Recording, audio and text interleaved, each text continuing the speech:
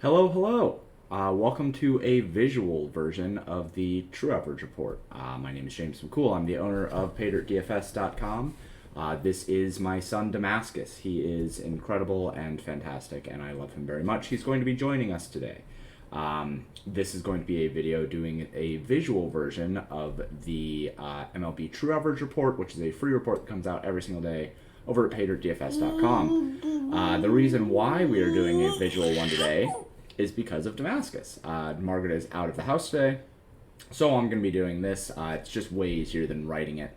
We're going to go over the same things that we go over every single day over at the site. We're going to talk about what happened on the last True Average Report, the highlights of that. We're also going to talk about the highest and lowest true averages on the day. And then we're also going to talk about some significant deviations between a true average and the current average allowed. Hello. So, without further ado, let's go ahead and get into it. I have up the true average report from yesterday. We're just going to jump into that over here. Let's see. So, model results. First off, Brendan Woodruff had the best overall true average. Anibal Sanchez had the worst overall true average. Highest positive deviations was Patrick Sandoval. And then I noted a couple large negative deviations. I talked about Matt Bush, Marcus Stroman, and James Kaprielian. The main highlights here are going to be Brandon Woodruff ended up being, I think, the highest overall scoring starting pitcher on the slate. Ended up having a very good game against Rockies. I think he scored 28 fantasy points. Anibal Sanchez ended up giving up quite a bit to the Diamondbacks. I believe that he ended up giving up 7 total runs and multiple home runs as well. If we look at the sheets from last night, you could see that the Diamondbacks were the top overall stack. I had them projected for 8.21 actual runs. They scored 7, maybe 8. I don't remember off the top of my head. But it was the Diamondbacks, the Royals, and then the Brewers.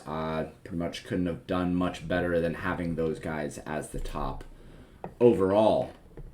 Other things we talked about. So I went over Brendan Woodruff, who was fantastic. He had an aberration of a game in his last start where he had 5 walks and 5 innings pitched. We didn't expect that to happen again. Anibal Sanchez was up against the Diamondbacks team who was really, really bad for a while, but has improved their walk rate a lot and is now a league average team, likely creeping up into being above average. The main black mark here, I guess, is Patrick Sandoval, who ended up giving up a lot of runs to the Braves. It is what it is. That BABIP is still going to come down eventually, but the walk rates, I think, are the main problem for him for sure. And then the Phillies ended up doing pretty bad, and the Rangers ended up doing pretty bad as well, but we'll end up continuing to want to attack Marcus Stroman and James Kaprielian. I agree. He doesn't like it when the models do bad either. Nobody does. So, let's jump into the models for today. So, we are going to do this. Actually, no, we'll just zoom all the way in. So, for the models today, we have Bailey Falter as the top overall true average. He's facing the Cubs. Falter in the recent sample has just a couple games, but he has a 455 BABIP, along with pretty regulated rates. Hey, bud. Can I get you to relax for a sec? He has pretty regulated rates for left on base rate and home run rates, but his BABIP is way too high. His ERA is 2 runs higher than his xFIP, and he has really, really good strikeout rates. So we're going to want to utilize him. He makes a lot of sense here. And then the worst overall true average is going to go to Eric Fed up against the Diamondbacks. There's not really much to say here. Like the Washington pitching staff is just really, really bad this year. Specifically for Eric Fed, he doesn't have a high strikeout rate and he has a really high walk rate in the recent sample, so he's walking about as many hitters as he's striking out. And his ERA is really bad, his xFIP is really bad, his ground ball rate is pretty low. So we pretty much just expect him to continue to do bad. Very likely the Diamondbacks are going to continue to rate well today. Next up, we are going to talk about significant deviations. So as you can see, the actual largest difference here, the largest positive deviation is going to Bailey Falter, so that's just another thing that we are going to want to utilize. But if we're looking at another one that's very high, it is Brian Bello. I don't know if I pronounced that right, but that's okay. He had back-to-back games against the Rays where he ended up with a really, really high BABIP and really bad luck on left on base rates. His ERA is sitting at 10.13, but his xFIP is only 4.92. It's pretty obvious that he has a lot more upside than what he has shown. Now, granted, Toronto is a really, really scary matchup. This is going to be a string of I think, 3 in a row where we have a significant positive deviation up against a really good team. So these are always really volatile spots, but yeah, somebody like Brayan Bello is going to give you a lot of leverage in GPPs and a lot of upside to utilize. He's really cheap, and people are very likely going to be on Toronto instead, so you'll want to utilize Bello if you can.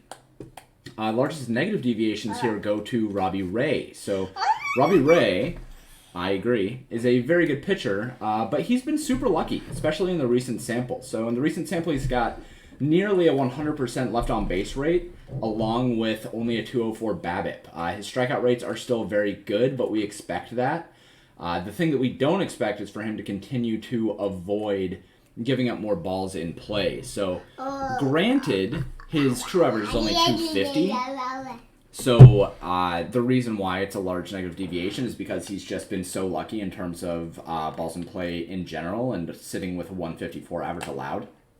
But a 250 true average is about league average, I think, somewhere between 250 and 260, especially on guys with relatively higher ground ball rates. We expect that to be a little bit higher. So he's got a matchup with the Astros. The Astros are one of the best teams in the league when it comes to facing right-handed pitchers. They have a strong 116 runs created plus and plenty of power. They have some really good lefty hitters as well.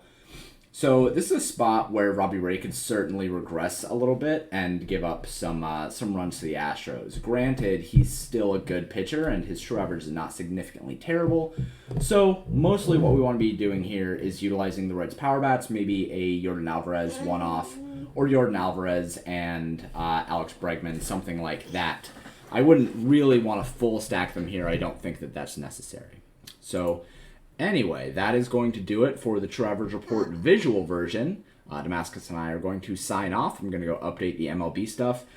If you don't already have a subscription over at PaydirtDFS.com, you should grab one. Models have been fantastic. They've been really strong in every single sport that we've been running. And I run basically everything except for NASCAR and soccer. So if you don't already have a subscription over at PaydirtDFS.com, you should go grab one. And likewise, these posts, any posts on the site are free, and there are a lot of other research models that are available, especially for baseball and NFL. So go ahead and go grab a subscription. If you're not already in the Discord, hop in the Discord. There's a link for the Discord on the site as well under the member tools. So I'm going to let him get off of the camera now, and I'm going to bid you guys adieu. Thank you guys so much for tuning in. Subscribe to the channel, like the video, all that stuff, and I'll talk to you guys later.